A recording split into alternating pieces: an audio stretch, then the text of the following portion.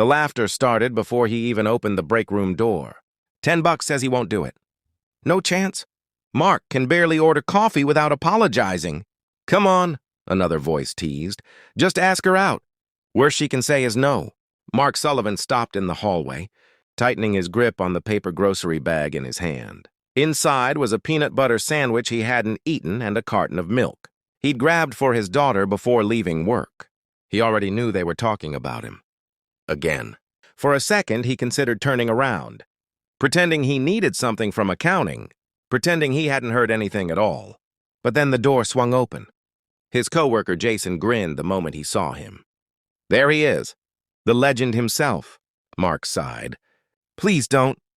Too late. 3 heads turned toward him with matching smirks. You're exactly who we were talking about, Jason said. We decided you should ask Claire out. Mark nearly choked on air. My boss? She's not the Queen of England, someone muttered. She's also way out of my league, Mark replied quietly. That earned a few laughs, but not cruel ones. They liked Mark. Everyone did. He was the kind of man who stayed late to help new employees, fixed the office printer without complaining, and remembered everyone's birthdays even though nobody remembered his. But being liked wasn't the same as being noticed, especially by someone like Claire Bennett. Claire was the regional director of the company, smart, elegant, calm under pressure. She walked through chaos like she carried her own gravity. Clients adored her, employees respected her. And Mark? Mark was 34 years old, permanently exhausted, raising a 7-year-old daughter alone after losing his wife 3 years earlier. Dating wasn't even on his radar anymore. Most days, survival felt ambitious enough. I'm serious, Jason said. You deserve a life too, man. Mark forced a smile. My daughter needs braces. My car sounds like it's dying. And I haven't slept properly since. 2022. Romance isn't exactly the priority. The room quieted slightly after that, because grief had a way of ending jokes. Still, Jason nudged him. 1 coffee. That's all. Ask her. Mark shook his head and walked away before they could continue. But the words followed him all afternoon. You deserve a life too. By the time he picked up his daughter Lily from after-school care, rain had already started pouring across the city. Lily climbed into the passenger seat with her backpack nearly bigger than she was. You look tired, she said immediately. Mark smiled faintly. That obvious? You forgot it was pajama day. He looked down at her school uniform and winced. Oh no. It's okay, she said quickly. Mrs. Green said accidents happen. That almost broke him, because 7-year-olds shouldn't sound understanding all the time. They should sound carefree. But Lily had grown up too fast after her mother died.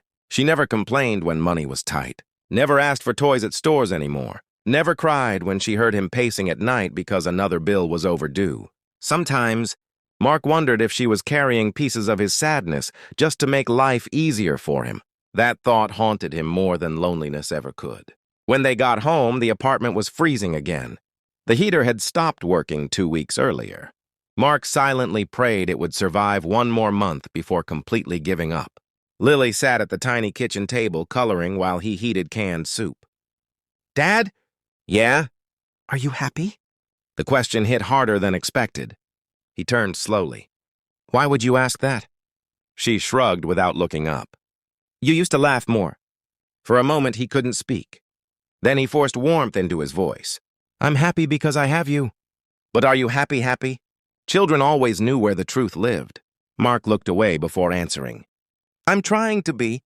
The next morning, the office buzzed with tension before Claire even arrived. A major client presentation had gone wrong overnight. Numbers were missing. Reports incomplete. Half the executive team was panicking. Mark spent 3 straight hours helping, repair spreadsheets and reorganize files while everyone else blamed each other. Around noon, Claire appeared beside his desk. You fixed this? He blinked up at her. Mostly. Her expression softened slightly. You stayed late again yesterday too, didn't you? It needed to get done. Not by you alone. Mark shrugged awkwardly. Claire studied him for a second longer than usual. Have you eaten today? He almost laughed at the question. No. Come with me. Before he could protest, she led him downstairs to the small cafe across the street. Every employee they passed stared like they'd witnessed a solar eclipse. Mark felt his face burning the entire walk over. Claire ordered coffee and sandwiches before he could argue about cost. You don't have to. Yes, she interrupted gently. I do. They sat near the window while rain slid down the glass outside. For a few minutes, neither spoke. Then Claire surprised him. My father raised me alone. Mark looked up. He worked 3 jobs, she continued quietly. Never complained. Never rested. I remember thinking he carried the whole world by himself because he didn't want me to feel heavy. Something in Mark's chest tightened. Claire stirred her coffee absent-mindedly. People praised him constantly for being dependable, but nobody asked if he was okay. Mark swallowed hard. And you remind me of him. He stared down at the table. No one had seen him that clearly in years. Not the exhaustion, not the fear, not the quiet drowning beneath functioning. Claire leaned back slightly. Your coworkers think I don't notice what you do here. Mark nearly smiled. They dared me to ask you out yesterday. That slipped out before he could stop it. His eyes widened instantly. I am so sorry. I didn't mean... Claire laughed. Not politely. Genuinely. And suddenly she didn't seem intimidating at all. What exactly was the dare? She asked. That I'd never do it. And would you have? Mark opened his mouth. Closed it again. Finally, honesty won. I don't know how to be someone's possibility anymore. The laughter faded from her eyes then. Not pity. Understanding. You know, she said softly, sometimes people don't need perfection. They just need honesty. For the first time in years, Mark felt something unfamiliar. Hope. A week later, Lily got sick at school. By the time Mark arrived at the nurse's office, her fever had climbed dangerously high. He carried her into the emergency clinic while panic clawed through his chest. The receptionist asked for insurance information. Mark froze, because his coverage had lapsed 2 weeks earlier. He'd been choosing between rent and renewal. I just need a little time, he whispered. The receptionist gave him a tired look. Sir, we need payment arrangements first. Lily whimpered weakly against his shoulder. And suddenly Mark felt like he was failing at the only thing that mattered. Then another voice spoke behind him. I'll handle it. He turned sharply. Claire stood there holding an umbrella, rainwater still dripping from her coat. Mark stared at her in shock. How did you... Jason called me, she said simply. The receptionist immediately relaxed once Claire stepped forward. Within minutes, Lily was being treated. Mark sat beside the hospital bed afterward, feeling hollow with relief and shame. You shouldn't have paid for this, he said quietly. Claire looked at him carefully. Why is accepting help so painful for you? Because people leave. The words escaped before he could stop them. My wife used to handle everything emotional. The appointments, the birthday parties, the small things that make a home feel alive. His voice cracked slightly. Then one day she was gone, and suddenly I was supposed to become 2 people at once. Claire didn't interrupt. I keep thinking if I stop moving, he whispered, everything falls apart.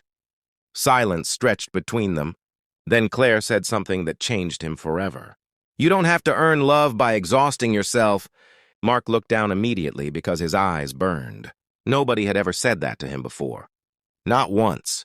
Later that night, Lily woke briefly while Claire sat in the chair beside her bed reading quietly. The little girl smiled sleepily. Are you my dad's friend? Claire glanced toward Mark before answering. I'd like to be. Lily nodded like that was the most natural thing in the world. Good, she whispered. He gets lonely. Mark turned away quickly after that because tears had finally won. Months later, office gossip still hadn't stopped. But now it sounded different, because sometimes Claire brought coffee to Mark's desk. Sometimes Mark made her laugh during meetings. And sometimes, on difficult days, she picked Lily up from school when traffic trapped Mark across town. Slowly, the emptiness inside their lives made room for something softer, something safe. One snowy evening near Christmas, Mark stood outside the office building watching Claire lock her car. You know, he said nervously, technically I never completed the dare. Claire smiled. No. He shook his head. So, would you maybe want dinner sometime? She pretended to think about it. I suppose I could say yes. He laughed then. Really laughed. The kind Lily had been missing. And as Claire slipped her hand into his while snow fell quietly around them, Mark realized something extraordinary. Sometimes the people who change your life don't arrive dramatically. Sometimes they simply notice you carrying too much for too long and decide to help you put some of it down.